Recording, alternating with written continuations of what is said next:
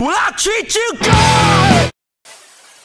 Question from the audience. It's a two-parter. The first part's from me. How many times have you been asked how you got your name? A million? I don't know. And the question from the audience, how did you get your name? Ponzi. No, I'm not good at answering. We were a band, and Mark Foster, I don't know, kind of started as Mark Foster's solo project, and he decided to put a band together, so in a sense we were his people, so we were trying to think of a name for the band. We were like, hey, what about Foster and the People? It's kind of like 70s funk vibe, and at the same time it was kind of lame, and so we were actually at one of our first shows. Mark was out in the crowd talking to one of his buddies, like, what's the name of your band again? And Mark's like, Foster and the People. He's like, oh, Foster the People, that's cool. He's like, no, it's Foster and the People. And the guy's like, oh, that's kind of lame. He's like, oh, that sucks. That's like taking the off Facebook. Yeah, exactly. Yeah. But then, like, simultaneously, we were doing a couple of charity shows, and the name just kind of seemed to resonate with who we were as a band. So, what's your next single? What can we look forward to hearing on 98.7? I think probably. I think playing 2 is enough right now. I mean, Pumped Up Kicks and Helena Beats. I think Helena Beat. Yeah, I think Helena Beat's probably. But I mean, it could be Houdini. I'm not sure. I've heard that on satellite. Not that I listen to satellite because I always listen to 98.7 and 98.7fm.com, where you can listen 24 hours a day, commercial free. And you guys were also our artists in residency for an entire month. That's awesome. Yeah, right? Thank you. So is it harder to play I was actually zoning out. I thought you were. I was like, is she talking about a residency at the Echo? I just came in on residency. Is it harder to play the Wurlitzer than it is the piano? Not that this is a Wurlitzer. Harder to play the Wurlitzer? Yeah, I like the piano more because you can really. It's more percussive. You can just like bang on it, and that's kind of how I like to play piano like drums. It's like just really, angry like big chords.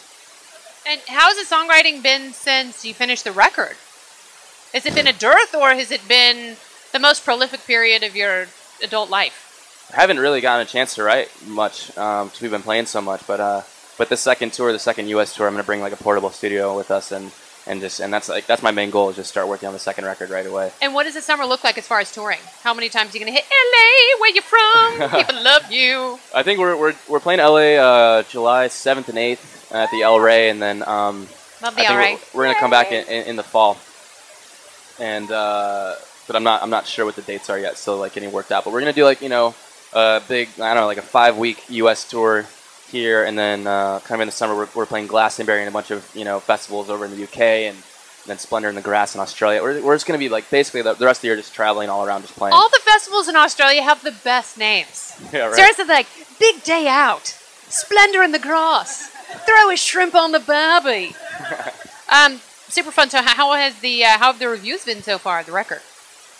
All the reviews on Twitter have been good. It's an awesome record. Who has it here? Good, smart, wise, beautiful. Those are loyal fans. Yes. And what's the one song you wish you had written?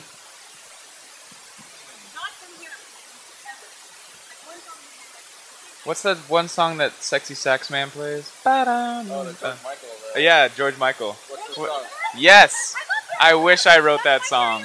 That's probably the coolest song ever. First one that comes off the top of my head, Milli Vanilli, Blame It on the Rain. Yeah, dude. And what about you? Gosh, I don't know. Probably I Get Around by the Beach Boys. I think that was the first song where I really fell in love with music. Oh, yeah. What are you listening to? What do you listen to when you have to get inspired? If you have to jumpstart your skills and find the muse, what goes in for you? I don't know. I don't really get inspired necessarily by listening to other music. I'll get inspired by going to live shows and seeing bands play live, and I'll go home and write songs. But I get inspired. It's one of those things where it's like an itch. Like if I don't write for a while, I have to, and then it just kind of just pours out.